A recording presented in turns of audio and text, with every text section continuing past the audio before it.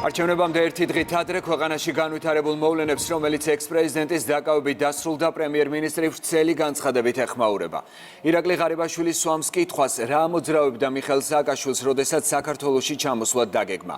ამ კითხვის საპასუხოდ განცხადებაში ვკითხულობთ, რომ ვერსია, რომ მიხეილ სააკაშვილი შეგნებულად ჩაჯდა ციხეში და ეს წინასწარ ჰქონდა დაგეგმილი, აბსურდულად მიმაჩნია. ეს პრემიერის მოსაზრებაა საზოგადოებაში გავრცელებულ ვერსიებზე, თუ რატომ შეიძლება ჩამოსულიყო ყოფილი პრეზიდენტი საქართველოში.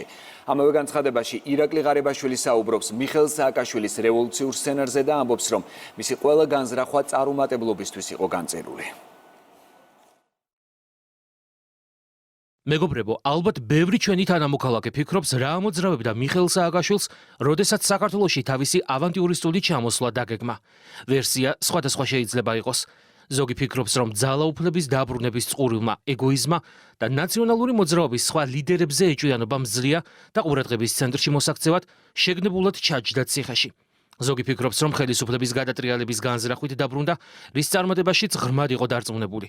საუბრობენ იმაზეც, რომ ნარკოტიკებზე მძიმე დამოკიდებულების ფონზე თავისი გადაწყვეტილების შედეგების გათვლა გაუჭირდა. მიხეილ სააკაშვილის ფსიქოლოგიური და ფსიქიკური მდგომარეობა ციხეში შესვლამდე და შესვლის შემდეგ რადიკალურად შეიცვალა.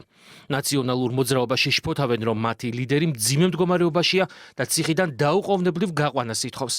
ამბობს, რომ ის არც მერაბიშვილია და არც ახალაია და ციხეში დიდხანს დარჩენას ვერ შეეგუება. სააკაშვილის ეს მდგომარეობა გუნდში მძიმედ მიიღეს, თუმცა არც იციან რა უნდა მოიმოქმედონ. რაც შეეხება სააკაშვილის ჩამოსვლის ზემოთ ჩამოთვლილ ვერსიებს.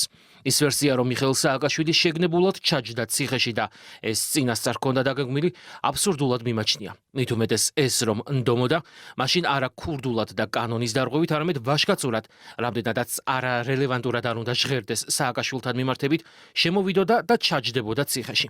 ამგვარი ნაბიჯით ის გაამძაფრებდა მისავე გზავნილს საქმეების შეგერვისა და პოლიტპატიმრების შესახებ. ახლა კი, როდესაც ის საქართველოში ახალი დანაშაულის ჩადენის გზით შემოვიდა, მანამ გზავნილს ფორმალური საფუძველიც კი გამოაცალა. ალოგიკური გადაწყვეტილების ნარკოტიკებზე გადაბრალებაც აბსურდი მგონია. როგორი ნარკოდამოკიდებულიც არ უნდა იყოს ადამიანი, მას ყოველთვის აქვს საკმარისი დრო, რომ ალოგიკურ ნაბიჯზე აიღოს ხელი. შესაბამისად, ყველაზე ლოგიკურად მაინც ის ვერსია შეიძლება მივიჩნიოთ, რომ სააკაშვილი საქართველოში არა ციხეში შესვლის გათვლით, არამედ ხელისუფლების გადატრიალების მყარი იმედით ჩამოვიდა. აქვე საზოგადოებას მინდა ვუთხრა, რომ სააკაშვილის რევოლუციური განზრახვა ყველა შემთხვევაში წარუმატებლობისთვის იყო განწირული. მისივე გეგმის მიხედვით, 3 ოქტომბერს მოულოდნელად რომ გამოჩენილიყო რუსთაველზე, პოლიცია წყლის ჭავლის ან მაქსიმუმ 5 აირის გამოყენებით დაშლიდა მათ მაქსიმუმ 5000 კაციან შეკრებას და სააკაშვილს უმარტივესად დააკავებდა. სააკაშვილს შეიძლება აღარ ახსოვდა, რომ პრემიერი გიორგი გახარია აღარაა და დღეს სახელისუფლებო გუნდი ერთიანია როგორც არასდროს. ბუნებრივად ისმის კითხვა, მაშინ რა აძლევდა სააკაშვილს წარმატების იმედს? რჩება უკმარისობის განცდა სააკაშვილის ჩამოსვლის ლოგიკური მიზეზის ძიებისას.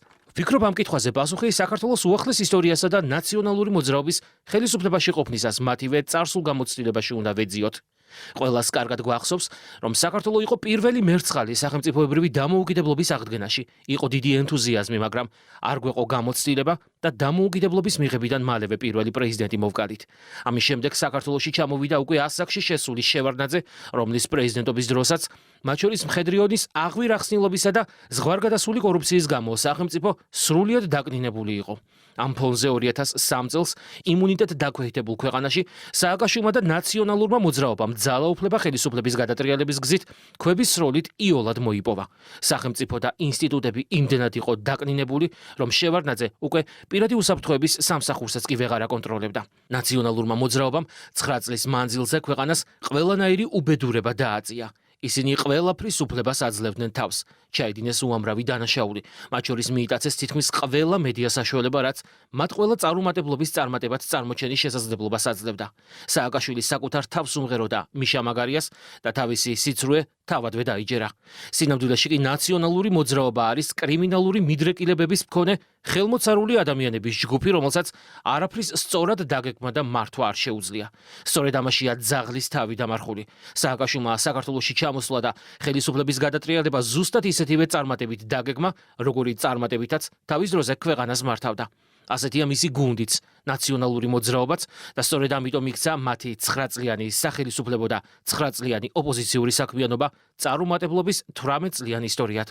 ამასთან მათ ვერც ის გაითვალისწინეს, რომ 2003 წლის დაკნინებული სახელმწიფო ინსტიტუტების ნაცვლად დღეს მათ კარგად ორგანიზებული სახელმწიფო ინსტიტუტები დახვდათ. ეგონათ, რომ მარტივად შეძლებდნენ გეგმის განხორციელებას, თუმცა ამ შემთხვევაშიც ისინი თავისივე სიცრუის მსხვერპლი გახდნენ.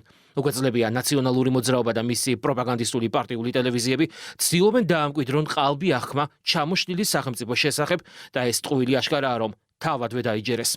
სინამდვილეში ჩამოშლილი სახელმწიფოს ნაცვლად სააკაშვილს საქართველოში კარგად ორგანიზებული სახელმწიფო სისტემა დახვდა. სწორედ ამ ყველაფრით აიხსნება სააკაშვილის ფსიქიკური მდგომარეობის რადიკალური ცვლილებაც ციხეში შესვლამდე და ციხეში შესვლის შემდეგ. გაღიმებული შევიდა ციხეში და ახლა არაფერი ადარდებს გარდა იმისა, რომ როგორმე ციხიდან გამოვიდეს.